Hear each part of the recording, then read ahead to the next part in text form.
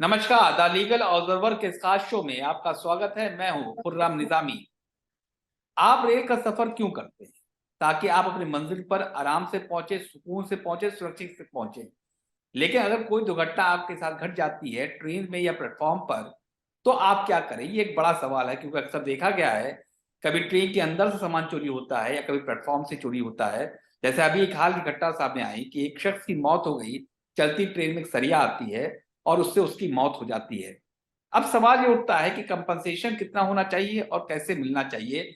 इन तमाम जो लीगलिटीज है इस मामले की, उसको समझने के लिए हमारे साथ मौजूद है जानकी चंद पांडे जी, जो कि हाईकोर्ट इलाहाबाद के लखनऊ बेंच में अधिवक्ता हैं और रेलवे के मैटर खास तौर पर देखते हैं। जानकी जी, बहुत बहुत स्वागत है आपका द लीगल ऑब्जर्वर के इस खास शो में। पहला सवाल, जब कोई टिकट लेता है तो और सफर के दिन कहां से रेलवे की जिम्मेदारी आ जाती है कि वो सुरक्षित रहे? क्या जैसे वो प्रेमाइसिस में तय करता है या प्लेटफॉर्म पे आता है या फिर ट्रेन में पहुंचता है? नहीं। खुरम जी, सबसे पहली बात तो ये है कि जब हम टिकट परचेज करते हैं और टिकट परचेज करने के पहले अगर हम विंडो के लिए विंडो पे लाइन पे भी लगे हैं तब भी हम इंश्योर्ड हैं। अगर हम रेलवे के परिसर में प्रवेश कर गए तो हमारा इंश्योरेंस शुरू हो जाता है और रेलवे की लाइबिलिटी 8 लाख रुपए फिक्स है। अगर कोई व्यक्ति टिकट नहीं खरीद पाया लेकिन लाइन पे लगा है या वेटिंग हॉल पे वेट कर रहा है या प्रोमाइसेज में है तो किसी भी इस तरह की घटना के लिए रेलवे की पूरी जिम्मेदारी है। रेलवे एक्ट 1989 के सेक्शन 124 के तहत उसको रेलवे मुआवजा देती है। ओके। अब दूसरा सवाल यह है कि जो अभी हाल की घटना सामने आई है, हादसा कहूंगा, बड़ा दुर्भाग्य था कि एक शख्स की मौत हो जाती है और फिर अलीगढ़ जंक्शन में रोक करके एफआईआर दर्ज होती है। तो इसमें कंपनसेशन क्या होगा? क्योंकि रॉड आती है, उसके उसके उसकी वजह से उसकी मौत हो जाती है, चलती ट्रेन में 110 की रफ्तार से ट्रेन चल रही होती है। तो उसका कंपनसेशन कितना होता है नियम के अनुसार, और कैसे मिलेगा उसके परिजनों को? देखिए, इसमें दो तरह के कंपनसेशन ये देते हैं। एक कंपनसेशन तो ये होता है कि जब व्यक्ति ट्रेन में यात्रा कर रहा होता है तो उस पे किसी भी तरह की अगर कोई घटना होती है, जैसे ये हाल में घटना हुई, इसमें रेलवे प्रशासन की गलती की वजह से एक स्वाभाविक यात्री को, बोनाफाइड पैसेंजर को, राड उसके गले में ऐसे ढंग से प्रवेश की, निश्चित रूप से बहुत ही दुखद और बहुत ही विभत्स घटना है। इसकी जितनी निंदा की जाए कम है और इसकी पूरी तरह से जांच करके दोषियों को दंडित किया जाना चाहिए और प्रयास ये किया जाना चाहिए कि भविष्य में ऐसी किसी घटना की पुनरावृत्ति ना हो। जहां तक रही मुआवजे की बात, रेलवे एक्ट का सेक्शन 124 और बाद में 1994 में 124 ए इंक्लूड किया गया था, लेकिन ये घटना 124 ए में कवर होगी, जिसके तहत किसी भी तरह की ऐसी घटना में रेलवे की लाइबिलिटी 8 लाख तक रुपए फिक्स कर दी गई है। क्योंकि मृत्यु हो गई है तो मृत्यु के मामले में मैक्सिमम इसको रेलवे भुगतान जो करेगी वो 8 लाख रुपए करेगी इनके परिजनों को। ओके। अब दूसरी बात आते हैं कि मैं एक यात्री हूं, मैंने टिकट लिया हुआ है स्लीपर क्लास या एसी क्लास का। मैं रेलवे प्लेटफॉर्म पर मौजूद हूं और मेरा सामान चोरी हो जाता है। इन हालात में क्या होगा? और अगर वो ट्रेन में, मेरा चलती ट्रेन से मेरा सामान गायब होता है, तो दोनों में फर्क क्या है? और रेलवे का जो एक्ट है क्या कहता है? रेलवे का एक्ट, इसमें दो तरह की चीजें हैं। एक तो वो है कि जब आप अपना यात्रा शुरू करते हो, यात्रा शुरू करने के पहले आप अपना माल बुक करा देते हैं। कोई भी सामान अगर बुक करा देते हैं तो जितनी उसकी वैल्यू आप डिक्लेयर करेंगे उस हिसाब से रेलवे की लाइबिलिटी रहेगी। डिक्लेयर्ड वैल्यू के हिसाब से वो आपका इंश्योरेंस करेंगे, उस टिकट में इंक्लूड होगा और वो उतना उनको देना पड़ेगा। नंबर एक। नंबर दो, जब आप यात्रा के दौरान अपनी पर्सनल बिलोंगिंग लेके चलते हो, जैसे आपका सूटकेस है, उसमें आपके कपड़े हैं, तमाम तरह की चीजें होती हैं, वो चोरी होती है, तो उसमें कुछ हाई कोर्ट्स ने बीच में, हालांकि रेलवे के पास प्रोविजन नहीं है कि अनबुक्ड माल में ये आपको क्लेम दें। जो लीगल स्थिति है वो रेलवे एक्ट में कोई प्रोविजन नहीं है कि आप अगर अनबुक्ड लगेज लेकर के ट्रेन में ट्रेवल कर रहे होते हो, वो किसी भी क्लास में हो, तो रेलवे की कोई लाइबिलिटी नहीं है। बट शायद मुझे याद आ रहा है कि राजस्थान हाई कोर्ट ने इस मामले में एक आदेश दिया था कि अगर एक यात्री टिकट लेकर ट्रेवल कर रहा है और उसका माल रात में चोर या किसी भी तरह से मिसक्रिएंट पर्सन जो है चुरा ले जाते हैं तो आपकी लाइबिलिटी, उसमें उन्होंने आदेश किया था। हालांकि उसमें भुगतान इसलिए नहीं हुआ कि रेलवे उसमें जो है अपेक्स कोर्ट पे उन्होंने एसएलपी दाखिल कर दिया था, तो अभी तक वो मैटर पेंडिंग है। लेकिन मेरी भी व्यक्तिगत अपनी ओपिनियन है लीगल उसमें कि जब भी व्यक्ति ट्रेवल कर रहा होता है, रेलवे की जिम्मेदारी, after purchasing the ticket, railway की ये जिम्मेदारी बनती है, उनका उत्तरदायित्व तो है कि वो हमें सुरक्षित जर्नी करावें और सामान भी हमारा साथ रहे। ये भी सुरक्षित यात्रा के प्रव्यू में आता है। इसलिए अगर माल हमारा चोरी होता है, हमारा बैग चोरी होता है, मैं किसी कॉन्फ्रेंस में जा रहा हूँ, किसी मुकदमे के लिए जा रहा हूँ, या मैं किसी ट्रीटमेंट के लिए जा रहा हूँ, तो हमारे पेपर्स, हमारे कपड़े, हमारे कागजात, हमारे पैसे अगर रास्ते में चोरी होते हैं तो निश्चित रूप से रेलवे की लाइबिलिटी होनी चाहिए, जो अभी तक किसी नियम के तहत रेलवे ये अपने को ऊपर लेने को तैयार नहीं है। सर एक सवाल ये भी है कि अगर मेरे साथ कोई हादसा होता है चलती ट्रेन में तो एफआईआर क्या कराना? मेरे साथ हादसा होता है ए कह लीजिए, और मुझे पता चलता है बी पर मेरा सामान चोरी होता है, जिला बदल जाता है, 2-3 स्टेशन में क्रॉस कर लेता हूँ, तो उन हालात में मैं एफआईआर कैसे कराऊं? क्या उतर के करानी पड़ेगी या फिर नहीं ऑनलाइन नहीं, भी करा सकता हूं? एफआईआर तो ये है कि ऑनलाइन भी हो सकती है, लेकिन जहां पे आपको पता चलता है, मान लीजिए आप लखनऊ से यात्रा शुरू किए, आपका माल इटावा या टूंडला में चोरी हो जाता, आप दिल्ली पहुंच के आपकी नींद खुलती है, आपको पता चलता है मेरा सामान चोरी होगा, तो दिल्ली में ही आपकी एफआईआर दर्ज हो जाएगी। वो अपराध संख्या नील में दर्ज करते हैं, फिर कंसर्निंग जीआरपी को वहां से अपने आप एफआईआर ट्रांसफर हो जाती है। तो वो आप कहीं भी करवा सकते हो, वो कोई इशू नहीं है। यहाँ तक कि अगर आप दिल्ली में आप नहीं करा पाते हैं तो आप अपना काम वहां पूरा करने के बाद जब लखनऊ आते हैं तो लखनऊ में भी करा सकते हैं कि मैं यहाँ से यहाँ का टिकट लेकर के यात्रा कर रहा था और सोने के बाद मैं ट्रेन में सवार होने के 10 मिनट बाद सो गया, मेरी नींद दिल्ली में इतने बजे खुली, इन बिटवीन कहीं भी हो गया ये मुझे मालूम नहीं है, क्योंकि सोता हुआ यात्री नहीं जान सकता उसका माल एग्जैक्ट कहाँ पे चोरी हुआ है। तो वो पूरा रेलवे की जिम्मेदारी है कि वो खुद अपने स्टाफ से इंक्वायरी करे, या जो भी वहां पे कंसर्निंग लोग होते हैं, जीआरपी होती है, सुरक्षा के लिए आरपीएफ की ड्यूटी लगाई जाती है, कोच कंडक्टर्स भी होते हैं, जो बेडरोल वगैरह प्रोवाइड करते हैं वो होते हैं, इलेक्ट्रीशियन होते हैं, तो सबसे जांच की जाएगी तो निश्चित रूप से पता चलेगा कि कहाँ पे किसी स्टेशन पे गलत लोग चढ़े थे, या कहीं पे बीच में यात्री चढ़ते हैं उतरते हैं तो उनसे भी क्वेरी हो सकती है। तो निश्चित रूप से अगर प्रशासन चाहेगा तो व्यक्तिगत सामान बिल्कुल निश्चित रूप से मिल जाएगा। जहां तक रही मृत्यु के मामले में, तो मृत्यु के मामले में 1 जनवरी 2017 से इन्होंने 8 लाख रुपए फिक्स कर दिया है मृत्यु के मामले में। मृत्यु से कम मामले में अगर किसी को चोट लगती है, हाथ कटता है, पैर कटता है, हाथ टूटता है, पैर टूटता है, तमाम तरह का एक उनका शेड्यूल है, उन्होंने एक अनुसूची बना रखी है, उन अनुसूची के हिसाब से जो भी चोट लगेगी उस हिसाब से चोट का मुआवजा, और अगर मृत्यु होती है तो मृत्यु में एक फिक्स अमाउंट रखा है इन्होंने कि 8 लाख रुपए परिजनों को देंगे।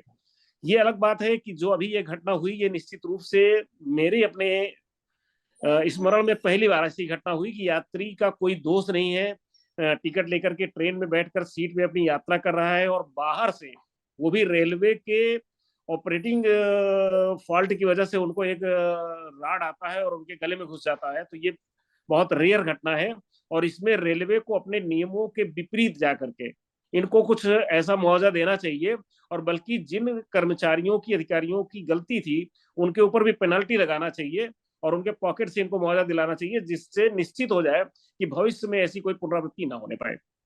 सर अगर मेरे साथ कोई हादसा होता है सफर के दौरान, रेल में सफर के दौरान, तो एक तो मैंने एफआईआर करा दी, ऑनलाइन एफआईआर करा दी, लेकिन मेरे पास डॉक्यूमेंट्स क्या क्या होने चाहिए और मुझे क्या क्या मेरे पास मुझे एहतियात बरतनी चाहिए एफआईआर कराते वक्त, मुकदमा दर्ज कराते वक्त?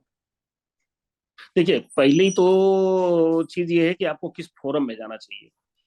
एक फोरम रेलवे एडमिनिस्ट्रेशन ने बना रखा है रेल दावा अधिकरण के नाम से, रेलवे क्लेम्स ट्रिब्यूनल। इसकी डिफरेंट स्टेट में डिफरेंट बेंचेज हैं। जैसे आपका लखनऊ में, यूपी में 3 बेंचेज है, लखनऊ में है, गाजियाबाद में है, इलाहाबाद में है, दिल्ली में है।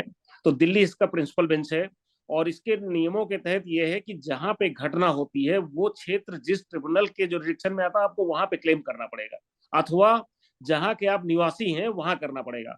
पहले कुछ समय पहले तक ये था कि आप जहां से टिकट लिए हो, जहां जा रहे हो, जहां के रहने वाले हो, या जहां घटना हुई, 4 जगहों पे कर सकते थे।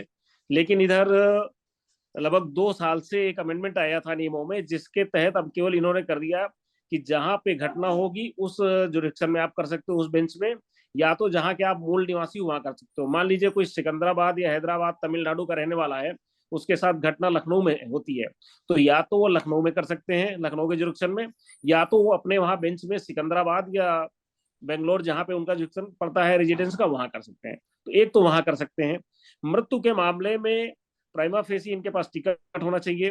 घटना की इंफॉर्मेशन किसी भी पुलिस को, चाहे वो सिविल पुलिस हो या रेलवे की पुलिस हो, उनको देना चाहिए। पंचनामा, पोस्टमार्टम होना चाहिए।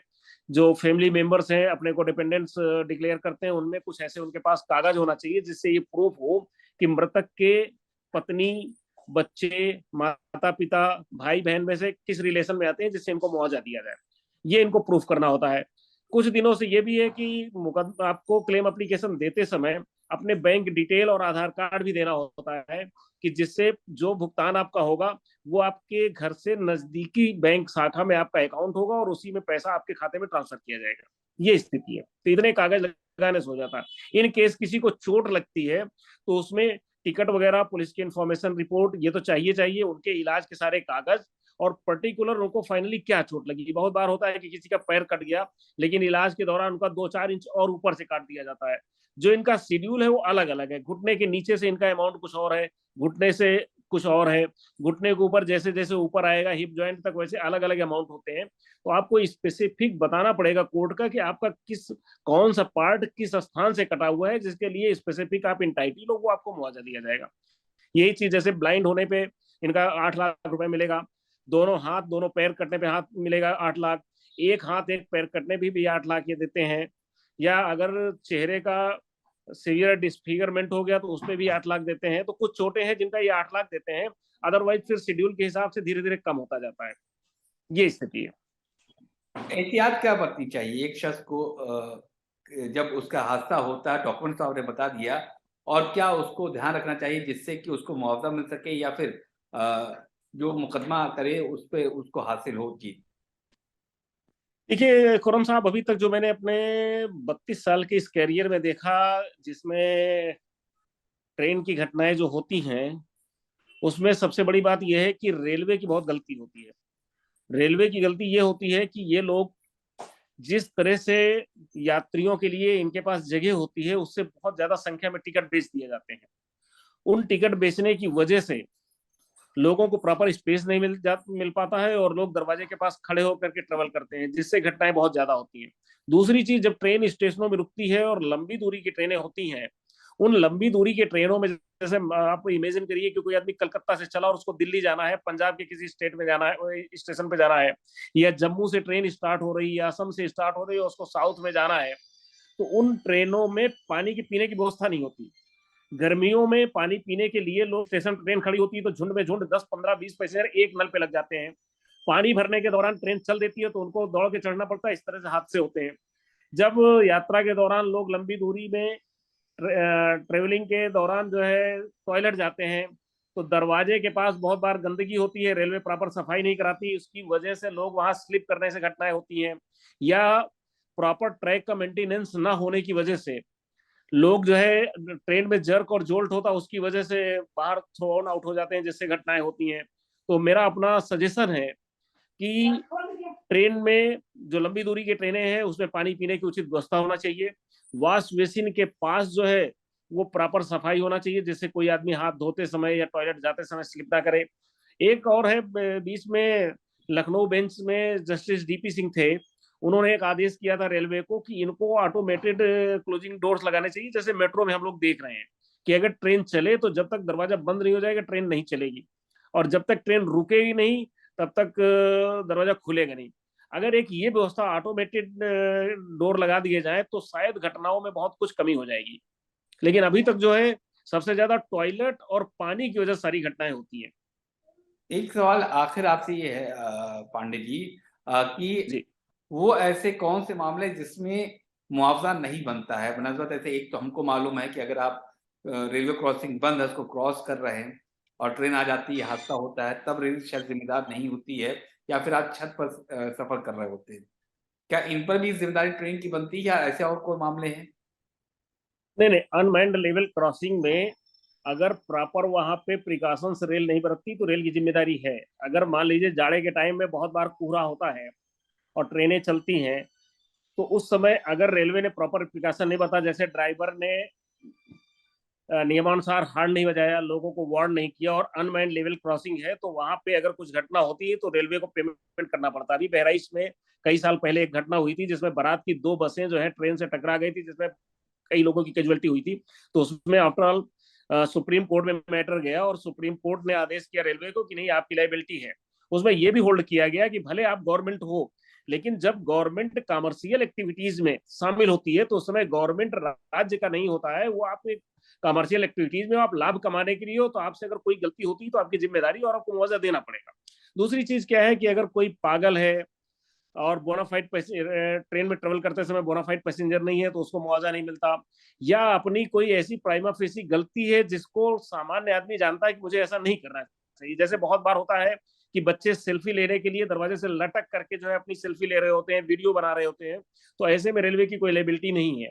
बट अदरवाइज चूंकि इसमें एक्ट में प्रोविजन है नो फॉल्ट लायबिलिटी का, तो उसके तहत ये कि रेलवे की कोई गलती हो या ना हो, रेलवे को मुआवजा देना पड़ेगा। बस हमें दो चीजें प्रूव करनी है, एक तो बोनाफाइड पैसेंजर था at the time of incident, और उस समय वो ऐसा कोई कृत्य नहीं कर रहा था जो उसका क्रिमिनल ऑफेंस हो। अगर कोई क्रिमिनल ऑफेंस कर रहा है तो उस समय अगर घटना होती तो उसको मुआवजा नहीं मिलेगा। लेकिन रेलवे क्रॉसिंग पे अगर अनमैन्ड है, अगर मैन्ड है तो गेट बंद होगा, बट अगर अनमैन्ड रेलवे क्रॉसिंग है तो रेलवे की ये जिम्मेदारी है कि वहां पे प्रॉपर प्रिकॉशन हो, पहले कॉशन हो, सिग्नल हो, अगर ट्रेन आए तो सिग्नल लाल हो जाए जिससे लोग रुक जाएं, ट्रेन ना आ रही हो तो सिग्नल हरा हो जाए जिससे लोग आते जाते रहे। तो अगर प्रिकॉशन बरता जाता है तो ठीक है, अदरवाइज रेलवे की लायबिलिटी है, रेलवे को मुआवजा देना ही पड़ेगा। मुआवजा देना ही पड़ेगा। बहुत बहुत शुक्रिया हाँ। जानकिशन पांडे जी। तो आप हैं हाई कोर्ट इलाहाबाद के लखनऊ बेंच के एडवोकेट जानकिशन पांडे, जिन्होंने बताया कि रेल के सफर के दौरान अगर कोई घटना घटती है आपके साथ तो आपको मुआवजा कितना मिलना चाहिए, क्यों मिलना चाहिए और कैसे मिलना चाहिए। ये सब बारीकियां थी जो हम तक पहुंचाए, हमारे दर्शकों तक पहुंचाई। बहुत जल्द ऐसे ही किसी और इश्यू के साथ, एक नए अधिवक्ता के साथ हम एक बार फिर आपके सामने हाजिर होंगे। तब तक दीजिए हमें इजाजत। नमस्कार। नमस्कार।